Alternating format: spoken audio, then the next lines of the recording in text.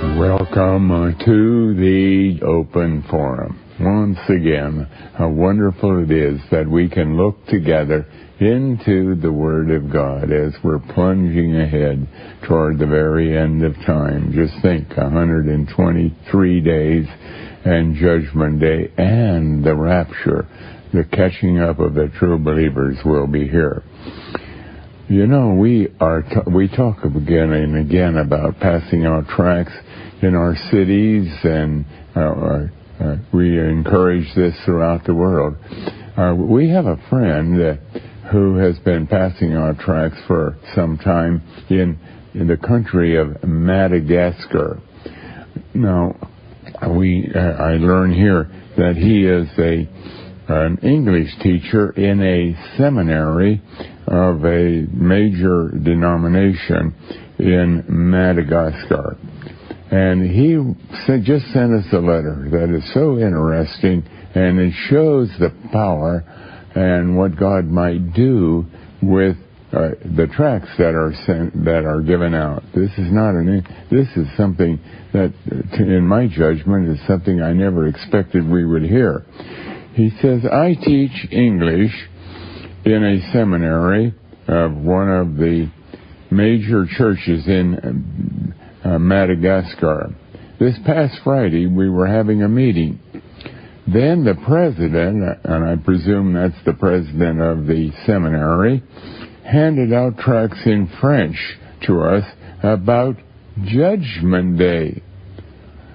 I said, I have tracts in Malagasy. That is the language of Madagascar.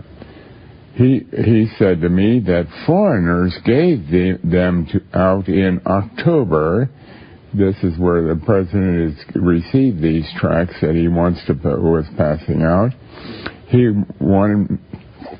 He had received them from foreigners in October.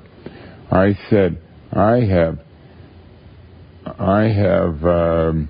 tracts in Malagasy. And he was surprised too, and he wanted me to bring them to distribute to church members. But the tracts that is Family Radio, has sent to me were very few. But now one door is opened because the congregation or the denomination has about 100,000 members in it. And the president is interested in spreading out the knowledge of Judgment Day, and therefore I need many more tracts. I wonder if you can send a great quantity to me. And of course, that's all going to be arranged very quickly. But just think about this now. Some foreigners, a little tract team of some kind, last October was in Madagascar, passing out tracts, and this English teacher in a seminary took one and began to get very interested and began to pass them, made arrangements with us to get more so that he could pass them out.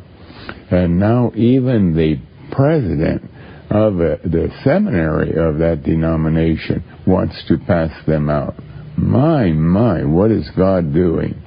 And so don't ever think that passing out tracts is not important. This happens to be a super excellent situation, and of course we are working now with them to get them as many tracts as they can possibly use.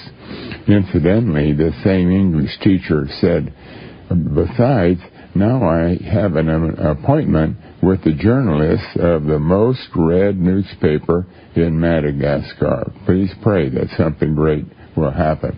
And again, the news is getting out in that country in a tremendous way. And so, right now, for example, we have Prophet Jonah, Project Jonah, in which people who want to donate the remaining 123 days, that's today, tomorrow it'll be 122 days, to go to with a team to go to this country or that country, and we have people now in many countries that are passing out tracts. If you would like to make an application to be part of that, you can look on your website, familyradio.com, and ask for the Prophet Jonah, Project Jonah application. Or if you don't have a website, you can call Family Radio, 1-800-543-1494, and ask for the Project Jonah connection, and we will immediately send you an application. And we are interested in as many people as possible that can do this, and we are paying virtually all the expenses for this. Of course, those who make application have to qualify. We have to be very careful that when we send people out, they work well with each other, with other people. They've had some experience passing out tracts, and so on. But I can't. It's thrilling. It's thrilling to get a letter like this and to see how God is using our puny efforts of trying to get the message out into the world, that it is being multiplied by many other people.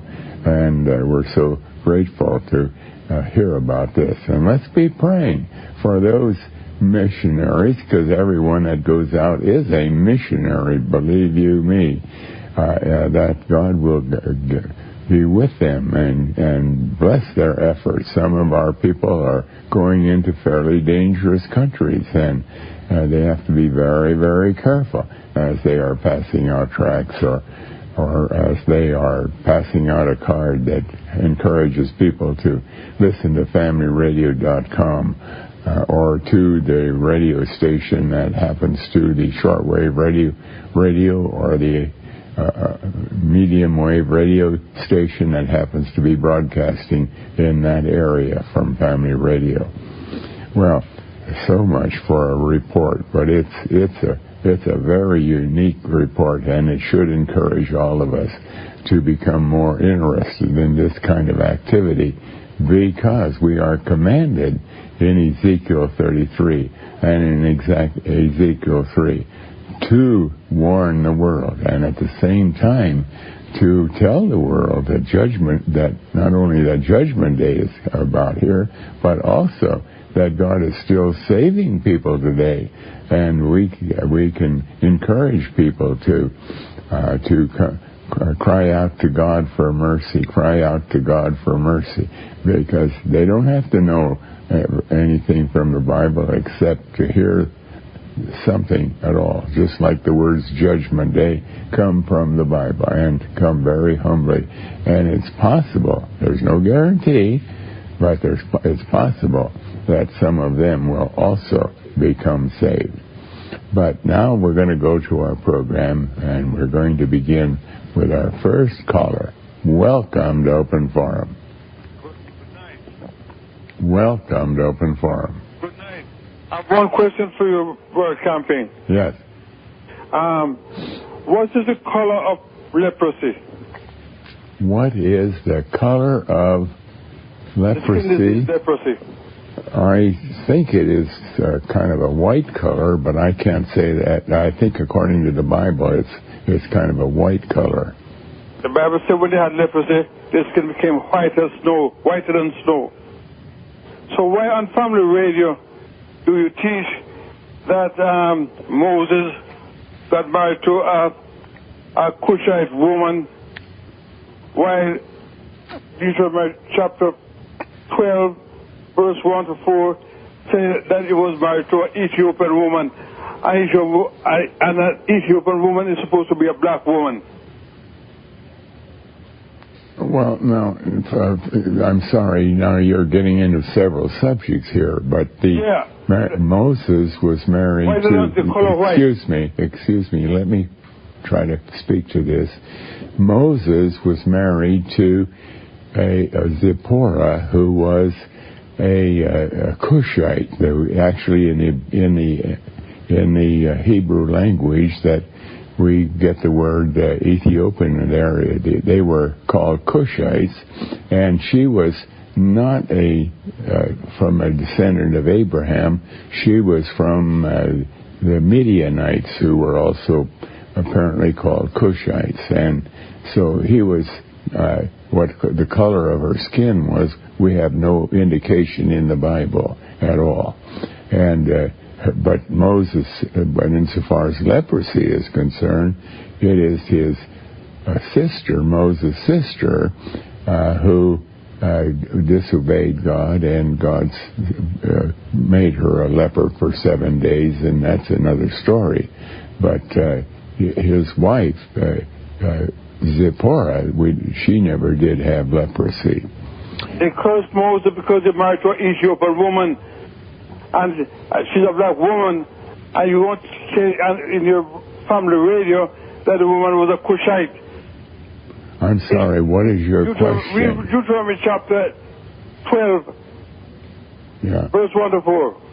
Well, I'm sorry, I can't help you any further. I think I've tried to help you as far as I can go. But thank you for calling and sharing. And shall we take our next call, please? Welcome to Open Forum. Yeah, second Hebrew. Anyway, the main one I really want you to read is Romans 2:15. You want me to read Hebrews 2:15? No, Romans. Romans 2:15? Yes. All right, let's look at that. Romans chapter 2, verse 15. There we read, let's start with verse 14. For the Gentiles, that is the nations that are not Jewish at all, which have not the law, that is, they don't have the Bible, do by nature the things contained in the law, these having not the law are a law unto themselves, which show, this is verse 15, which show the work of the law written in their hearts, their conscience also bearing witness, and their thoughts the meanwhile accusing or else excusing one another. Now, what is your question? Yeah, my question concerns a comment somebody made the other time about why he was admonishing you. Why is it that God will have to punish those who don't read or who don't have a Bible, or who don't read Bible and who don't know how to read? But here God is saying, both Hebrew and Jeremiah, that the word of God is written in everybody's house. There should be no alibis or excuses for not knowing about God's word, whether you're illiterate or not. Yeah, now let me try to help you. The Bible indicates that mankind was created in the image of God, in the likeness of God. And God created us as a spiritual being. We're different than an animal. We not only have a physical body and a breath of life, but we have also a spiritual soul. And in our soul, even though Adam rebelled, we still have the leftovers of the fact that God's law is written there to some degree. Intuitively, mankind knows it's wrong to murder. They know it's wrong to commit adultery. They know it's wrong to lie or to steal. Without ever reading the Bible, they know that. And so mankind stands guilty before God, even though they have never read the Bible, because the law of God is written on man's heart to some degree. And so that's why then the proof of it is that every human being that has come into existence eventually died. And a great many of them never heard anything from the Bible, but God's law to that degree was written on their heart, and so they were still under the wrath of God because the wages of sin is death, and sin is the transgression of God's law. So they still stand guilty, and the proof of it is that every human being that has come on the face of the earth eventually has died, except for a couple men that were caught up to be with Christ. But that's a separate issue. But do you see in 15 how their conscience is being punish them for the lies and the sins they have committed? That's why I mentioned Romans 15, because aside from what you just said, even though they haven't read the Bible, the law they have violated about God, disobedience to God, is punishing them. You see how on the 15. Excuse me. God's law is written on their hearts. They know they are doing wrong. They know intuitively, because God's law has been put on and is part of their creation. They know there is a God. They know there is a judgment day coming sometime. Like today, there's no human being that can say, "Oh, I don't know anything about judgment." In their heart, they know, and that's why there's a lot of fear developing all over the world. Great fear, because they intuitively know that they have to answer somehow to a higher being. They don't know any of the details like we can know when we have the Bible, but nevertheless they know enough so that they know they are guilty before God. But thank you for calling and sharing. And shall we take our next call, please? Welcome to Open Forum. Ezekiel. Yes, Ezekiel, go ahead. 38. Ezekiel 38, let's turn to that. Ezekiel 38, and which verse? 18 to 23. 18, let's turn to that. Ezekiel 38, verse 18. And it shall come to pass at the same time when Gog shall come against the land of Israel, saith the Lord Jehovah, that my fury shall come up in my face. For in my jealousy and in the fire of my wrath have I spoken. Surely in that day there shall be a great shaking in the land of Israel, so that the fish of the sea, the fowls of the heaven, and the beasts of the field, and all creeping things that creep upon the earth, and all the men that are upon the face of the earth, shall shake at my presence. And the mountains shall be thrown down, and the steep places shall fall, and every wall shall fall to the ground. Now, what is your question? Is this about Judgment Day? This is about Judgment Day. This is a very, very picturesque, a very dramatic statement of what Judgment Day is. It parallels what we read in Revelation chapter 16, where it says that in verse 18, there will be a great earthquake, which was not since men were upon the earth. So mighty an earthquake, and so great. And the great city was divided into three parts, and the cities of the nations fell. And great Babylon, that's the whole kingdom of Satan, came in remembrance before God, to give unto her the cup of the wine of the fierceness of his wrath. And that's talking about the character of Judgment Day, which begins with this great shaking. And that is necessary in order that the tombs will be thrown open, so that two things will happen. The bodies of the true believers, or whatever remains are there, will come out and be in their glorified spiritual bodies, where those individuals will be caught up to heaven, and all the remains of the unsaved will be thrown out to be shamed in the eyes of God. Yeah, I see that everybody's going to shake at his presence when he comes. Yeah, it really is very descriptive, and I thank you very much for calling our attention to Ezekiel 38, verse 18. And thank you for calling and sharing. And shall we take our next call, please? Welcome to Open Forum. Welcome. Yeah, you know that the verse in Thessalonians, be not ignorant of this very thing. Do you know exactly where that's at? Being ignorant of you're talking about. Yeah,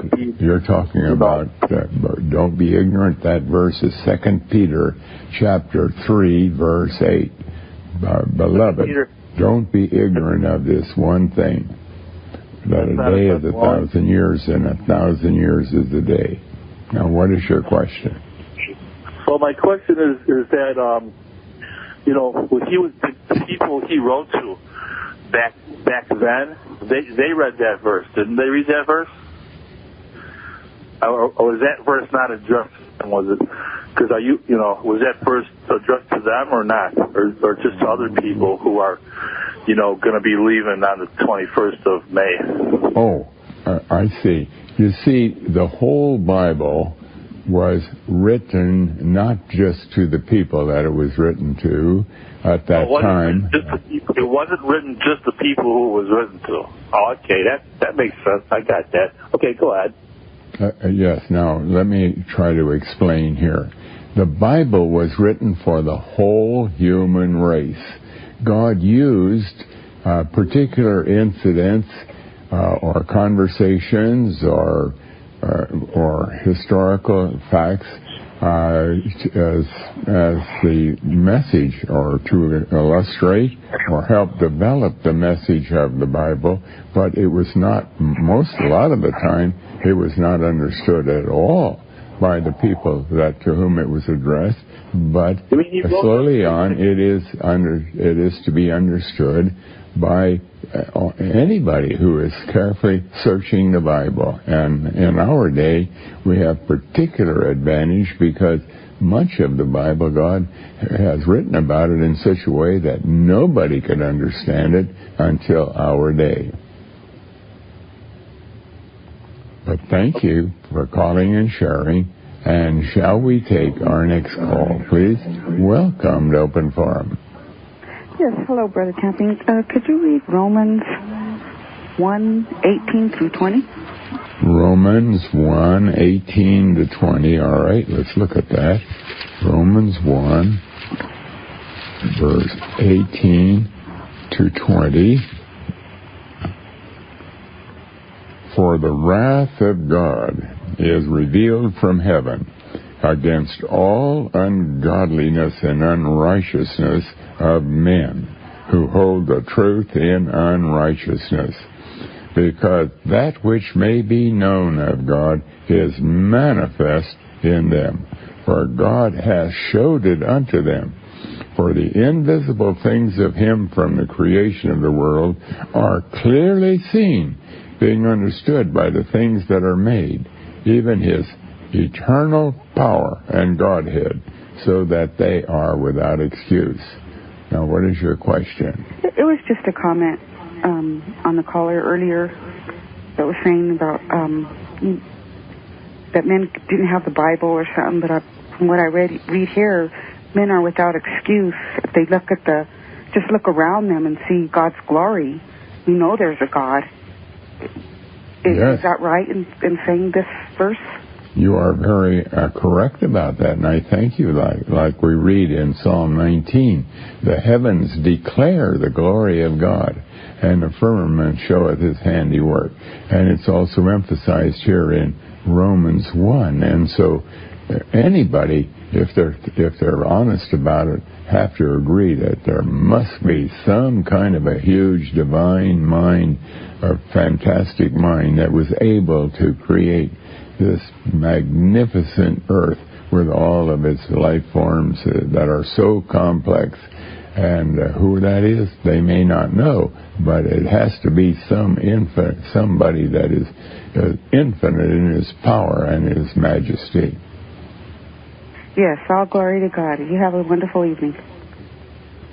Well, thank you. Thank you for calling and sharing. And, that's a pity that today we live in this beautiful world, and as scientists probe into the depths of the ocean and find all kinds of new life forms there, they penetrate in the deep jungles of the world, and they find again many, many new life forms, and wherever they look, wherever they turn, there's also something new, and everything is very complex. Nothing is simple. Nothing that they can understand how it ever could have come into existence except by that crazy idea that it just came through millions of years or billions of years by adaptation, and there's absolutely zero proof of that. But thank you for calling and sharing. And shall we take our next call, please? Welcome to Open Forum. Yes, Exodus chapter 31, verse 13, please. Exodus chapter 31, verse 13. Let's look at that. 13 through 17. Exodus 31, verse 13. Speak thou also unto the children of Israel, saying, Verily my Sabbaths ye shall keep, for it is a sign between me and you throughout your generations, that ye may know that I, the Jehovah, that doth sanctify you. And ye shall keep the Sabbath, therefore, for it is holy unto you. Every one that defileth it shall surely be put to death. For whosoever doeth any work therein, that soul shall be cut off from among his people. 6 days may work be done, but in the seventh is the Sabbath of rest, holy to Jehovah. Whosoever doeth any work in the Sabbath day, he shall surely be put to death. Wherefore the children of Israel shall keep the Sabbath, to observe the Sabbath throughout their generations, for a perpetual covenant. It is a sign between me and the children of Israel forever. For in 6 days Jehovah made heaven and earth, and on the seventh day he rested and was refreshed. Now, what is your question? Oh, we have to pause. Now, we have a caller on the line who has a question about the seventh-day Sabbath observance. And what is your question? My question is if you could compare that with Matthew chapter 5, 17 through 19. Matthew 5, 17 through 19. Matthew 5. Matthew 5, 17 to 19. Think not that I am come to destroy the law or the prophets. I am not come to destroy, but to fulfill.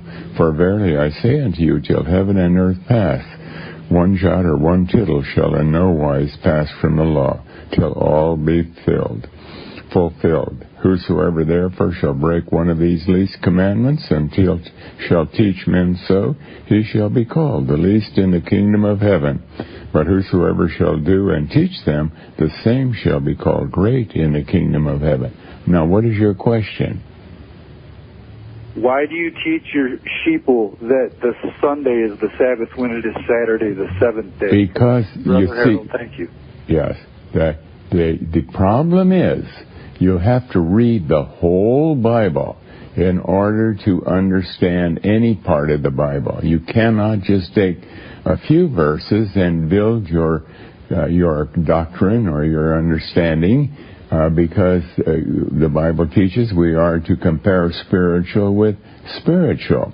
And the fact is, when we go to Matthew 28 and verses in Mark and Luke, God teaches that the era of the seventh-day Sabbath ended that Sunday morning when Christ rose from the grave, and that was the beginning of a new era of Sabbath. And so God himself has told us that. Secondly, the seventh-day Sabbath, God says, was a sign. It was not It was a sign. It was not part of the moral law. It was pointing to the fact that you are not to do any work in trying to get yourself saved. That's why in Deuteronomy 5, it talks about keeping the seventh-day Sabbath, because God took Israel out of Egypt with a high hand and brought them into the land of Canaan. And that was a dramatic picture of salvation. And we have to harmonize all of these passages. And then we realize the seventh-day Sabbath, which was to be observed for the first 11,000 years of the history of the world until the time of Christ, that it was a sign pointing to something, and God defined what it pointed to. It was pointing to the fact that I, the Lord, sanctify you, that I am the one that make you saved. And that fits precisely with what we read in Deuteronomy 5 about you keep the seventh-day Sabbath because I brought you out of Egypt into the land of Canaan with a high hand. And unless you include all that information, you are not reading the Bible. You're only reading some of the verses. And I feel very sorry for these dear people who have been taught, and this has been driven home, and a lot of it came in, at least in one denomination, through Ellen G. White, who had a vision of a circle or some kind of a halo around the fourth commandment about the seventh day, and so they were listening to her as if, in that denomination, as if that was the Word of God, and that is in total violation of Revelation chapter 18. We're not to add to the words of the prophecy of this book. So on many counts, it is a whole teaching that is just terrible. It's altogether contrary to the Word of God, I'm sorry to say. But thank you. Perpetual and forever means that it is permanent. It is not to be changed. Now, the Pope changed it, and you are trying to change it.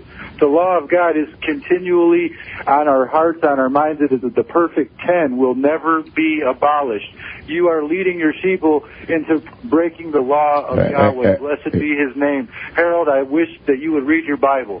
No, the fact is, the only reason that we or countenance this repeated questioning about the seventh-day Sabbath is it because it is a tremendous teaching that teaches that we are not to trust in any work that we do, like believing or repenting or getting baptized in water or belonging to a congregation, as a means to become saved, as a help to become saved. That's like someone who is picking up a few sticks or who is doing a little bit of work on the seventh. Excuse me, on the seventh-day Sabbath. So, and that's why it is called a perpetual and eternal law.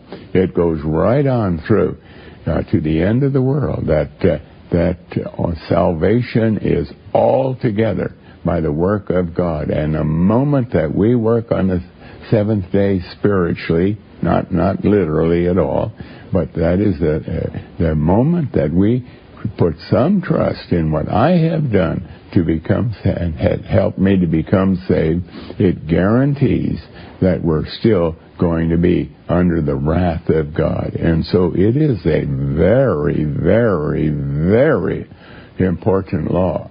It's one of the most important laws.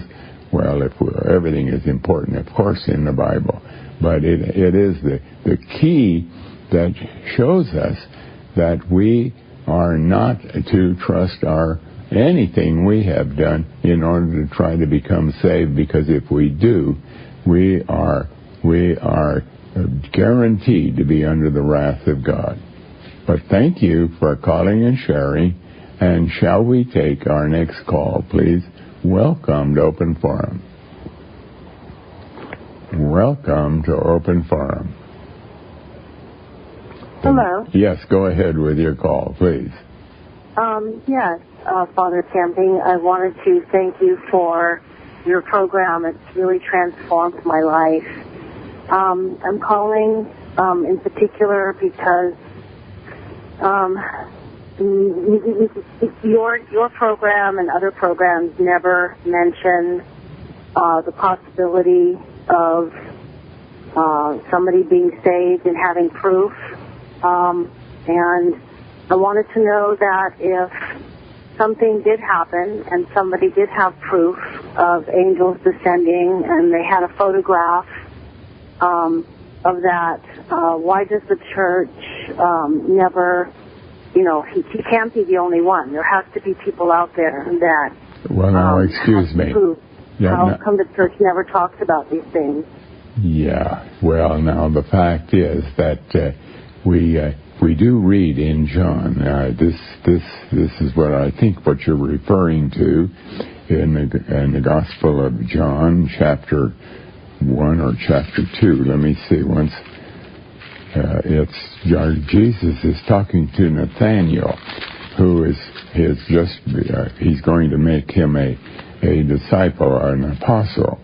And we read in John 1, verse 51, and he saith unto Nathanael, unto him, Verily, verily, I say unto you, hereafter ye shall see heaven open, and the angels of God ascending and descending upon the Son of Man.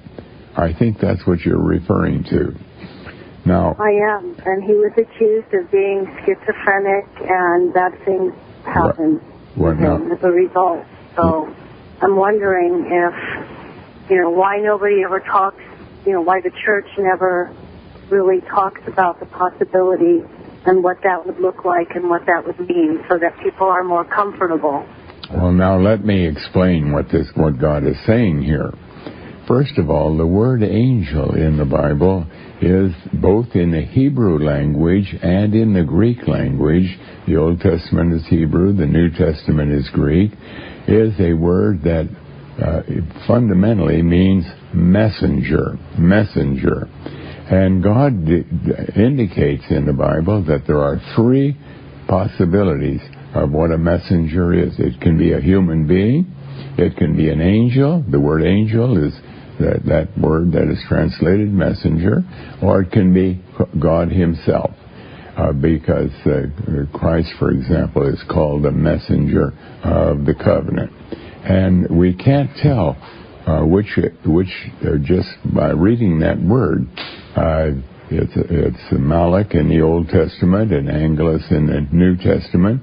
We can't tell from that word itself if it's talking about an angel, or is it talking about a human being, or is it talking about God? We have to examine the context. Now, here in verse 51, he's saying, Hereafter ye shall see heaven open, and the angels of God. Now, when we finally work out what this verse is talking about, the angels are those who become believers. We are the messengers of God to bring the gospel. You can't see an angel anyway. They're a spirit being. You can't see an angel. They are a spirit being. You can't see a spirit. Just like when we die, our soul is a spirit, a part of us, and nobody can see that soul leaving the body and going up to heaven. Now let's go. No, excuse me. Let me finish this. Now, these messengers, why are they ascending and descending upon the Son of Man? In this context, the Son of Man is Christ. You see, when we become saved, instantly we are seated with Christ in the heavenlies. That is, we reign with him.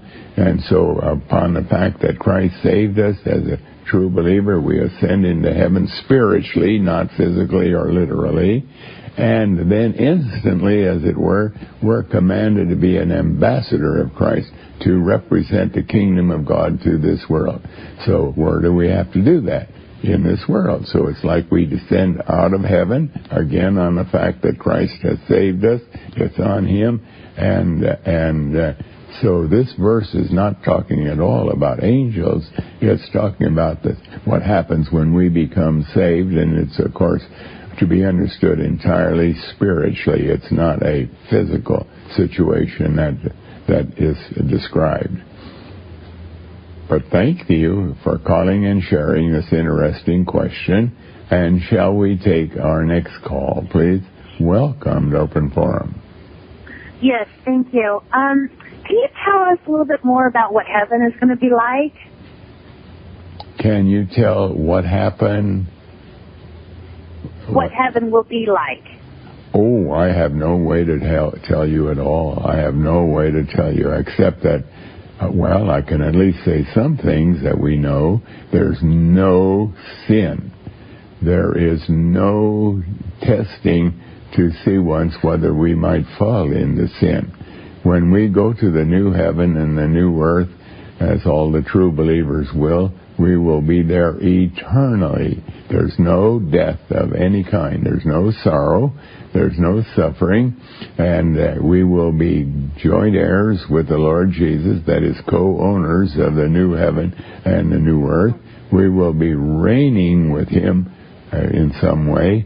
And so it is way, way, way more mysterious and glorious than our human minds are able to anticipate. Okay, thank you. Thank you for calling and sharing. And shall we take our next call, please? Welcome to Open Forum. Hi, Mr. Campion. How are you tonight? Hello? Oh, I'm very well, thank you. Great.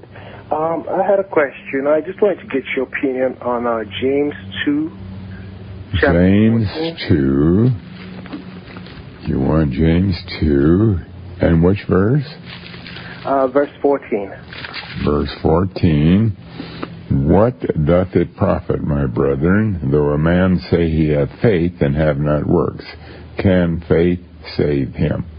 Now, what is your question? Well, I just wanted to get your opinion on that, and then I have a comment after that. I'm sorry? Could you repeat that? I wanted to get your opinion on that statement. Well, you see, faith itself is work. We read in 1 Thessalonians chapter 1, the work of faith. Faith is work, but the evidence of faith is that work is done. Christ, for example, is the very essence of faith. In fact, God gives him the name faithful. We find that in Revelation and in the book of Revelation, because he did all the work to save those that he planned to save, and there was an enormous amount of work that was done. He had to die. First of all, he had to be laden with all the sins of these people, and then he had to be found guilty by God, and he had to be killed by God, and he had to be buried, and he had to rise again. All of that work the fact is that he faithfully did what God commanded him to do, what his appointment was, to be our Savior. And so faith without it, if someone says faith, it's like and it has no work connected with it, then it's like something that is just ethereal or ephemeral. It's just like a cloud. There's nothing there, no substance, as near as we can tell. But faith has a lot of substance. And finally, when God saves us and we believe on Him, the substance is that from that point on, we will do all kinds of good works, and a good work is obeying any command of God. And if we say I know I have become a believer, and we don't have an intense desire to do the will of God, which is the work that is expected when we become saved, then we have not experienced salvation. We have not experienced faith or believing. God has not given us salvation at all. The Bible seems to explain that a little different, and this is where the confusion's coming in when you say faith is a work. When you read 15, which is the very next verse of the same chapter 2, James chapter 2, verse 15, right up to 26, it gives a full explanation of faith and works as being two totally different things, which you do seem to agree with to a certain degree, but at the same time, you confuse it, or the issue gets confused by the introduction of saying the work of faith, which I believe a few months ago I did call to tell you that you can't say the work of faith makes faith work, because the Bible clearly states that faith without works is dead. Well, and yes, excuse me. If you read further on, if you wouldn't mind, just read 15 to 26, and then we can, I'll love to hear your explanation. It would, it's all for all of us to benefit, hopefully. And what God is teaching here, if we could summarize, is simply conversation has no substance. You can say a lot of nice things to somebody, do this and do that and so on, and if you're not going to back it up with some substance, it has no value at all.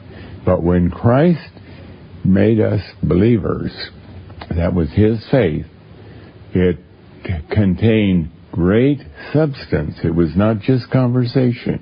It is the fact that He gave us, He paid for every sin that we'd ever commit. Secondly, He gave us a new eternal soul in which we will live with Christ forevermore. So there was all kinds of work in evidence because we are saved by the faith of Christ. And that is that is the kind of material that the book of James is teaching us. But thank you for calling and sharing. And shall we take our next call, please? Welcome to Open Forum. Good afternoon, Mr. Thank you. Ken. Go ahead with your call. My call is coming from the book of Acts, chapter 13. Actually, you can read where Paul Saul, because before his name was changed, and Barnabas. Acts 13 and which verses? Individual. Acts. The individual. My question is, Mr. Ken, because you're pretty fast at it. Why don't they speak of Barnabas anymore, and why did they remove his gospel? Why don't they speak of Barnabas anymore? Yes. Read the passage. And why? Yes. Well, then and then you'll see the two of them. Yeah. Before he got his name changed, Mr. Ken. You're very clever and a wise guy.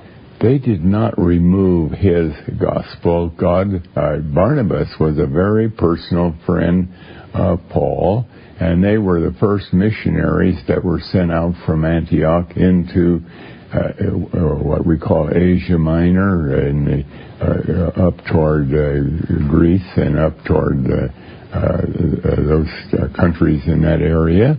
And then after the first missionary journey that went very well, then they began to make plans for a second one, and then Barnabas wanted to take with him a nephew of his named John Mark, and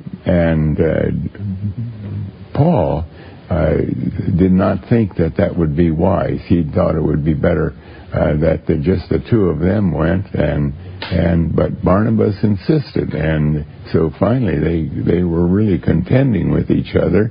And in the process of writing about this, God gives us also some very important words that help us in other passages. But anyway, the fact is, Barnabas' gospel was not different than Paul's. There's no evidence of that. It's just that then Barnabas continued in his missionary journey with John Mark, and Paul went in on his missionary. He took another man named Silas, and so it actually ended up in getting 4 missionaries out into the field rather than only 2 missionaries. It turned out well. but it did not speak in any negative way about Barnabas. Now, God did not speak further about Barnabas, not because he was not accepted or anything, but because God has other things to tell us in the Bible that involve Paul. If I told you I had that scroll or that gospel, would you be willing on reading it for your people? Because I think, Mr. Catton, that these are the last days, and I think I am chosen as well as you are. I would be willing on mailing it to you. We can talk after the show, and maybe people will know that God's coming back, perhaps on your day, but I have that gospel. Well, I'm sorry. I'm sorry that we're not able to do that. But now we're going to go to our next caller. Welcome to Open Forum. Welcome to Open Forum. Hello? Yes, go ahead with your call. Yeah, Brother Campen? Yes. Isaiah 33, hold up. Isaiah 33, 14 and 15. Isaiah 33. Let's look at that. Isaiah 33. Verses 14 and 15. There we read, "The sinners in Zion are afraid. Fearfulness hath surprised the hypocrites. Who among us shall dwell with the devouring fire? Who among us shall dwell with everlasting burnings? He that walketh righteously and speaketh uprightly, he that despiseth the gain of oppressions, that shaketh his hands from holding of bribes, that stoppeth his ears from hearing of blood, and shutteth his eyes from seeing evil. He shall dwell on high. His place of defense shall be the munitions of the rocks. Bread shall be given him. His water shall be sure," and so on. Now, what is your question? That the people who teach hell, they only go to Isaiah 33:14, but the next verse, it sounds like the people who are saved will be with the everlasting fire of God without being hurt by God. Verse 15, "He that walketh righteously and speaketh uprightly, he that despiseth," well, that's what I read. Yes. The people, it's the saved people who have conscious existence in the everlasting fire. I see. You're looking at the word everlasting fire. Well, you know, the Bible defines that later on. Whenever we read passages, anything, anywhere in the Bible, we have to check through the whole Bible to find how the Bible guides us into understanding what is being indicated. And here, when we look at everlasting burnings, we immediately think of God defines that in Jude, verse 7, where God uses the destruction of Sodom and Gomorrah as an example of everlasting burnings. We read there in Jude, verse 7, "Even as Sodom and Gomorrah and the cities about them in like manner, giving themselves over to fornication and going after strange flesh, are set for an example, suffering the vengeance of eternal fire." And that's everlasting burnings. And we find that kind of a phrase sprinkled all through the Bible. But here God defines it. He says, "Now I destroyed Sodom and Gomorrah and the other two cities, Admah and Zeboam, and they are an example of everlasting fire." Well then, should we then, if everlasting fire means that the fire is going to burn and burn and burn, then we know where Sodom and Gomorrah were located. There's no question at all about that. And yet there's no cities there burning and burning and burning. That fire went out shortly after. And so God is defining the phrase everlasting burnings or everlasting fire. It does not mean the fire goes on forevermore. It means that which is burned up is everlastingly destroyed. And this is a tremendous, and God insists on Sodom and Gomorrah is an example so that we can have no doubt at all. It is guiding us to how we are to understand anything that talks about eternal destruction. We know that it has to do with not the fire continuing forever, but that we who are suffering eternal fire will be destroyed forever and ever and ever, will never come into existence again. And that fits with Isaiah, where it says the former, the present earth will never be remembered or come into mind. It does not.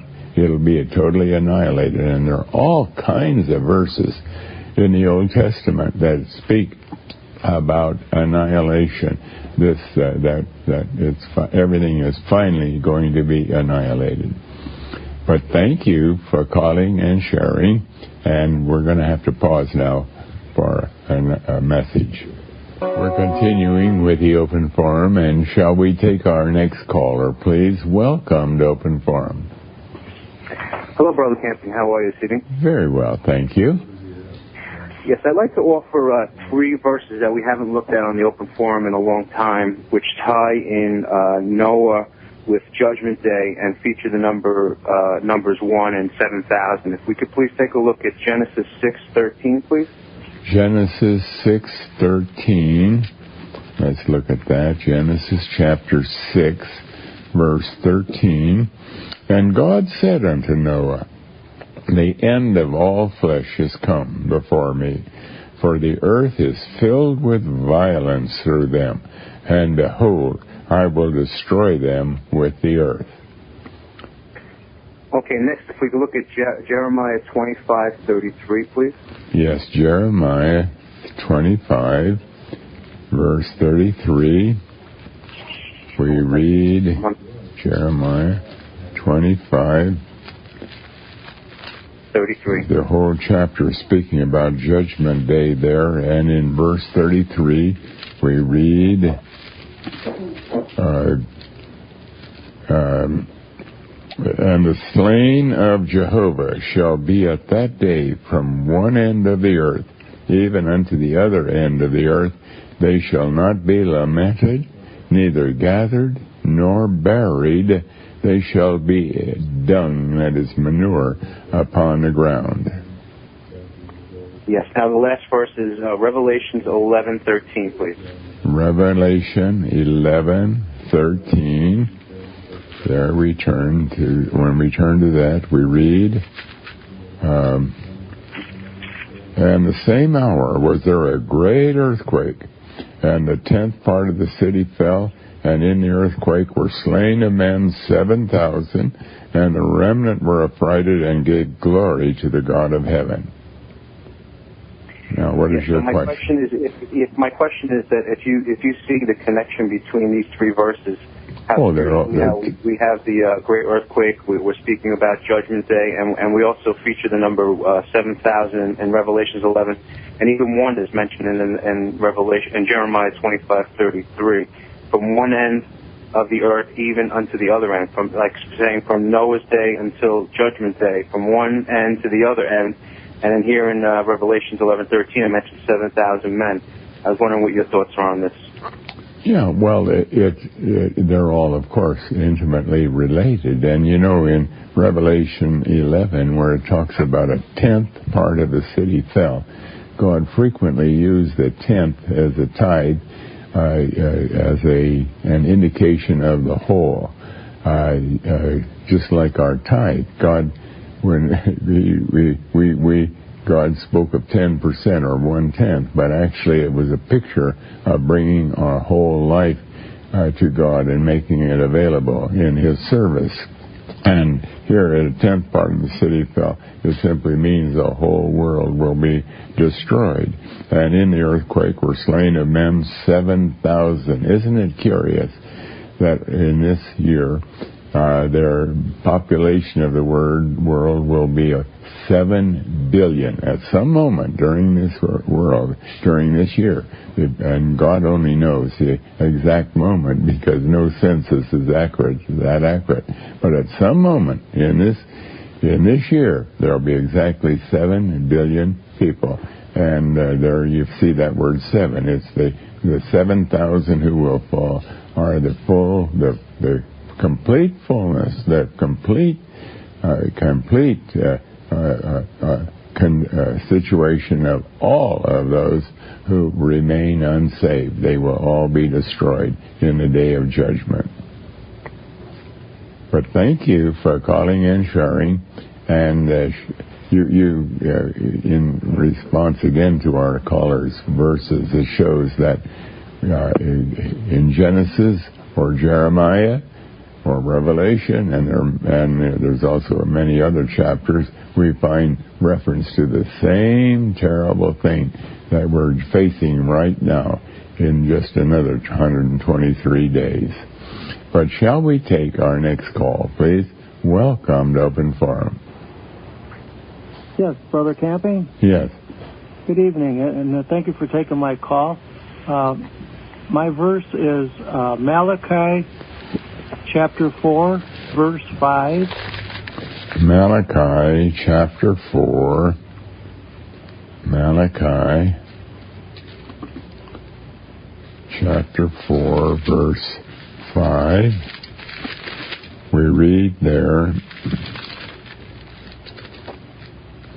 Well, that's right. Malachi chapter 4, verse 5. Behold, I will send you Elijah the prophet before the coming of the great and dreadful day of Jehovah. And he shall turn the heart of the fathers to the children, and the heart of the children to their fathers, lest I come and smite the earth with a curse. Now, what is your question?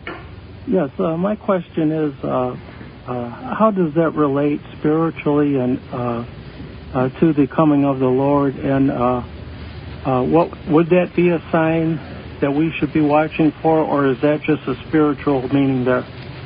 Well, first of all, in its most direct understanding, we know that this is referring to John the Baptist. If we go to Luke chapter 1, verse 17, we find there where God is saying in Luke 1, verse 17. And speaking to Zechariah, the father of John the Baptist, and that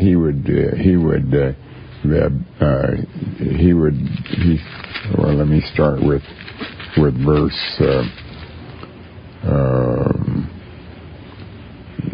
14 or verse 13. The angel said unto him, Fear not, Zacharias, for thy prayer is heard, and thy wife Elizabeth shall bear thee a son, and thou shalt call his name John.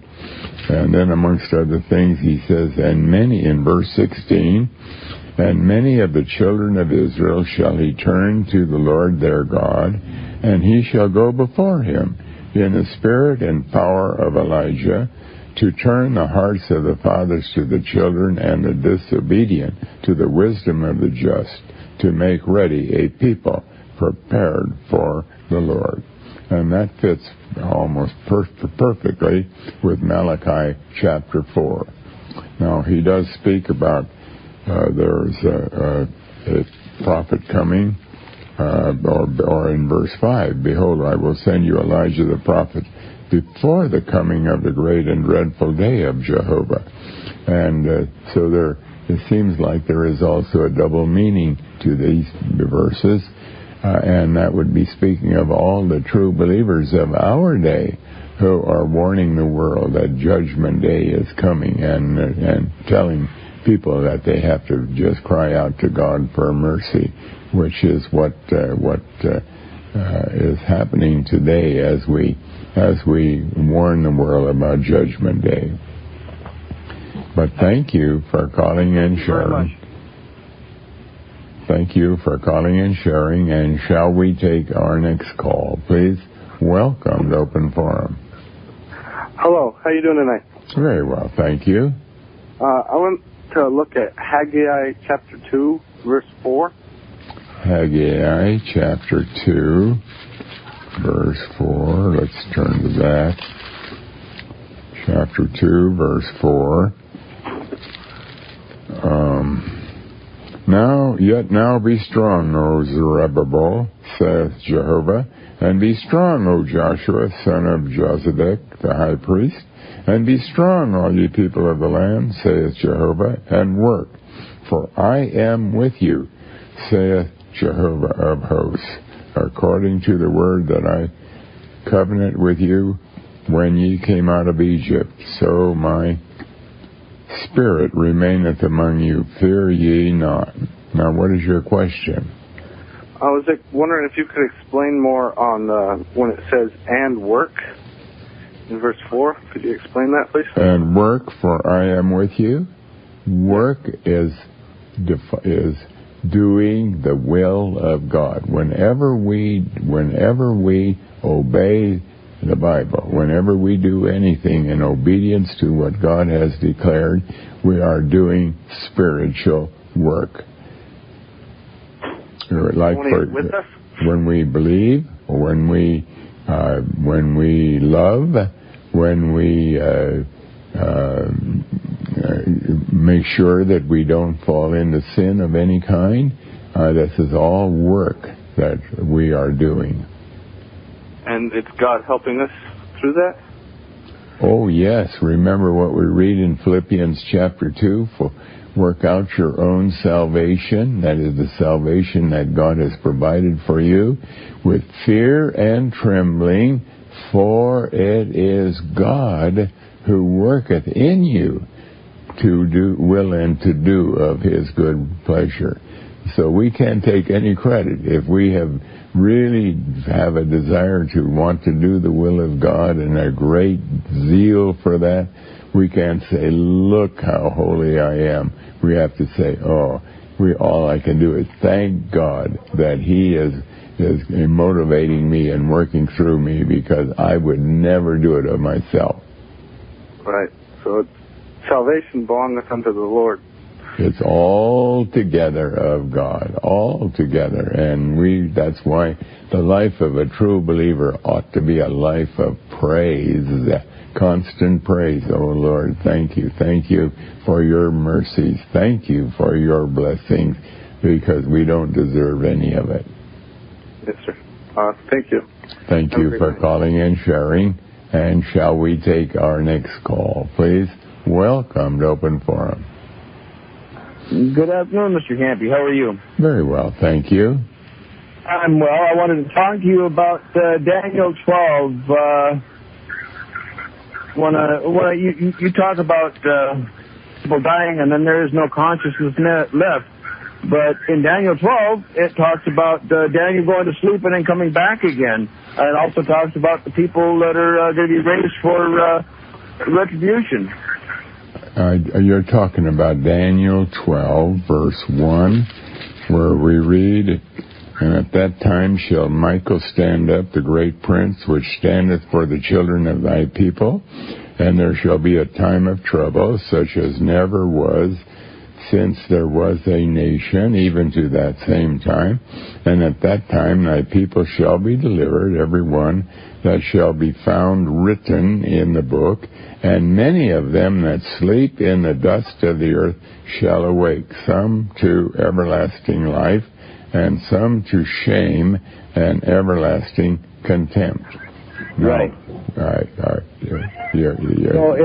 if once you die, you no longer have consciousness, how are you going to wake to everlasting shame and contempt? Because we have to read this in the light of everything else. Now notice it says, being raised to everlasting shame and contempt.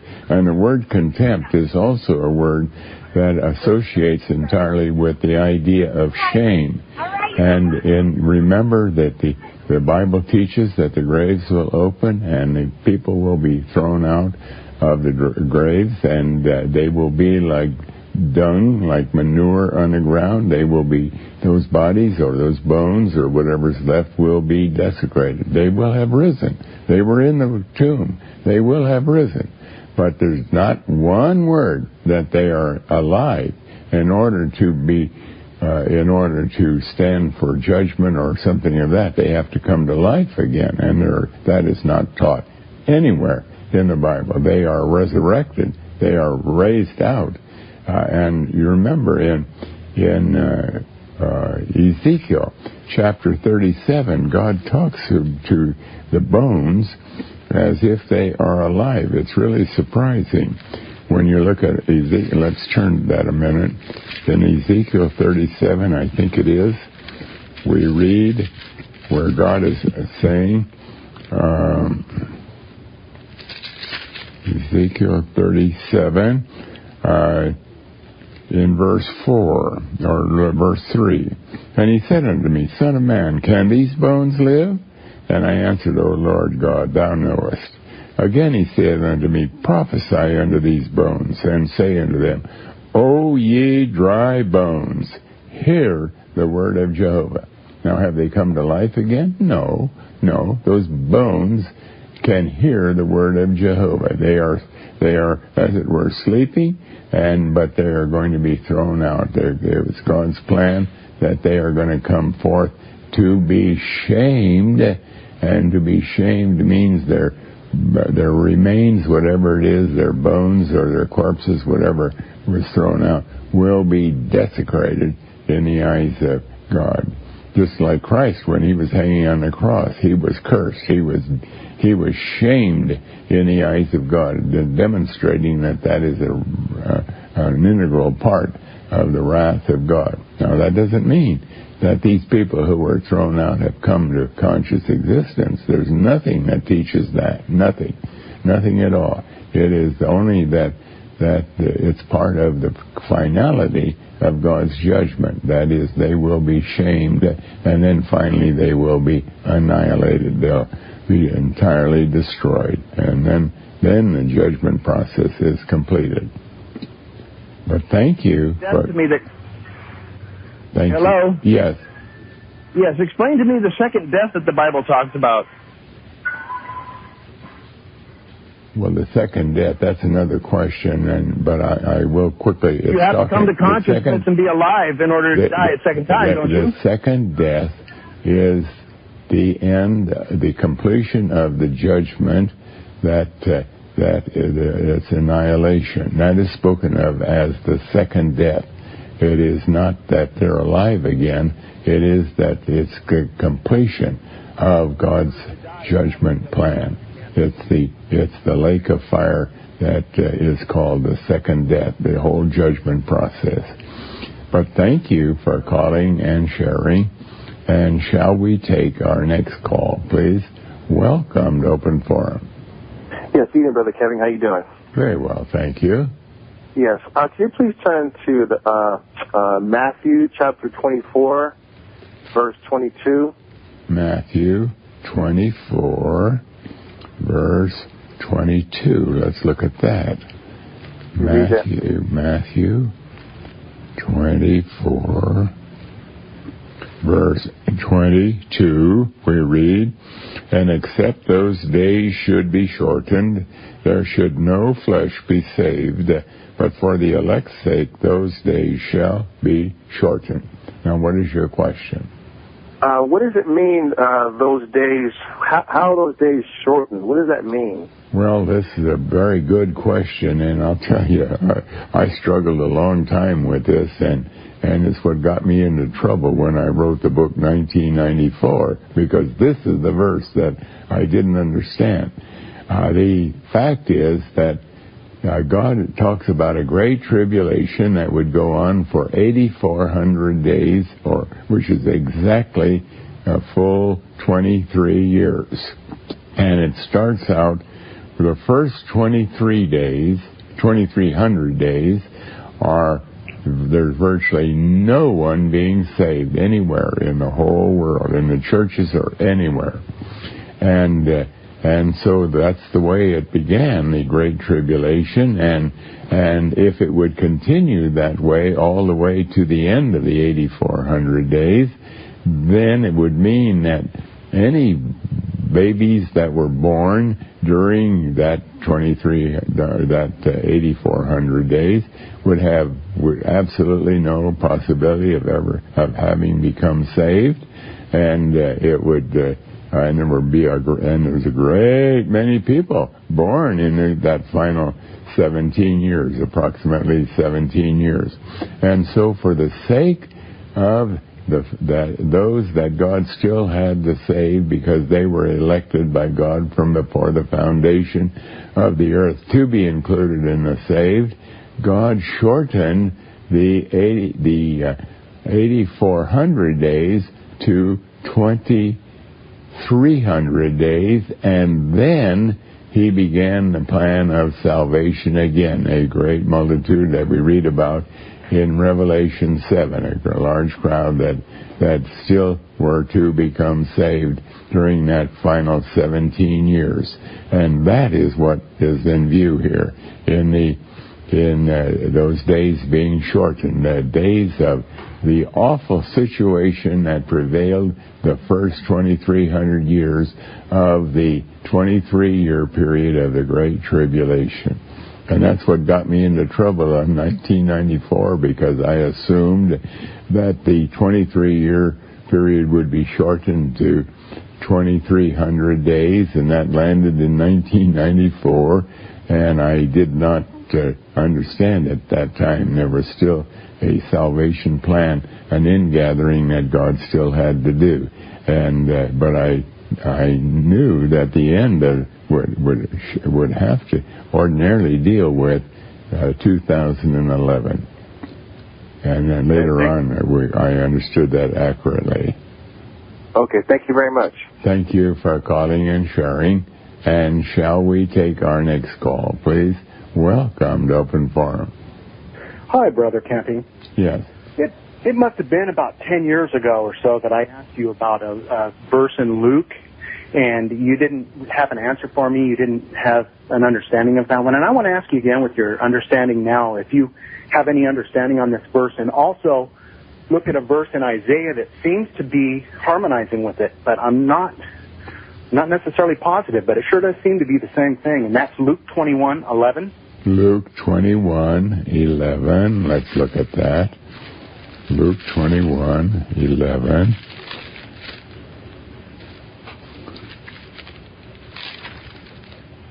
And great earthquakes shall be in diverse places, and famines and pestilences and fearful sights, and great signs shall there be from heaven. And now look at Isaiah 66:15.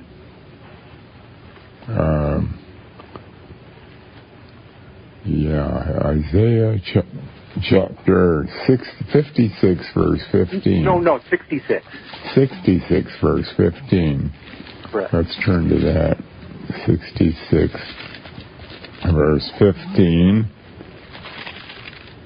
There we read, "For behold, Jehovah will come with fire, and with his chariots like a whirlwind, to render his anger with fury, and his rebuke with flames of fire.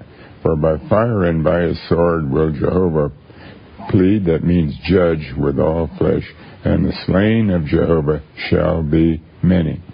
Now, what is your question? Well, what I notice in Isaiah is that use of the word chariot, and that word is Merkabah, which is only used in the Old Testament to speak of chariots that men use. It isn't the other one, Rekeb, that is usually used also as a dual meaning for millstone and other meanings. But this one here is only used to mean literal physical chariots. And I'm wondering, why would he say that these chariots come with God from heaven? Well, first of all, if we look at Isaiah 66, verse 15, it is not talking about literal fire. God is talking about judgment, and he constantly uses fire, not because there will be literal fire, but because God speaks of himself as a consuming fire. You find that in Hebrews chapter 13. He is a consuming fire. That is, and a fire is something that is totally destroyed. He's in another place. He is called destruction. These are terms that God applies to himself to indicate the the character of his wrath, but it does not talk about literal fire. That is insofar as until we get to the very last day when everything will be destroyed by fire. But until that, there's no evidence of fire that will particularly stand out. And so the same way with chariots, God uses chariots in different ways. And remember when Elijah was caught up, he was caught up in a chariot of fire, and that again is emphasizing that. Well, I don't want to get into that because that's another subject. But the fact is, chariots are used in various ways, and they do identify with God coming in judgment. Now, in Luke 21, verse 11, there we read, "A great earthquake shall be." Now, we have to get the context. It begins in verse 7. And they asked him, saying, "Master, but when shall these things be? And what sign will there be when these things shall come to pass?" Then he said, "Take heed that ye be not deceived. For many shall come in my name, saying, I am Christ. And the time draweth near. Go ye not therefore after them. But when ye shall hear of wars and commotions, be not terrified. For these things must first come to pass, but the end is not yet, is not by and by. That is, it's not close. Then said he unto them, Nation shall rise against nation, and kingdom against kingdom. That's been going on for all through the New Testament history. And great earthquakes shall be in different places, and famines, and pestilences, and fearful sights, and great signs shall there be from heaven. But before all these, they shall lay their hands on you, and so on. In other words, it's really describing the things that have been happening off and on all through the New Testament era.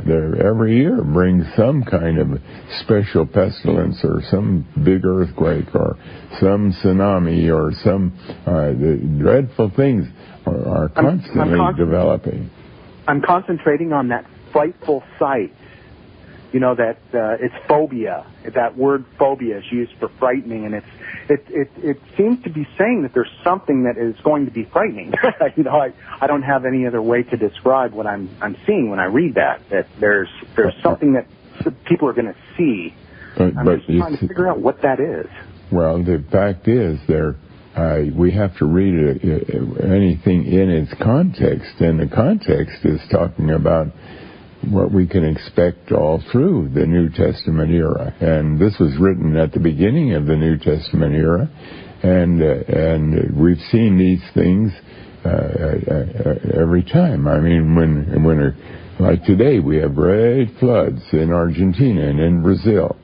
And a year ago, we had a terrific earthquake that devastated Haiti, and then before that, a couple of years ago, we had a tsunami that destroyed thousands of people. But now I have to say good night. I'm sorry, we can't go on.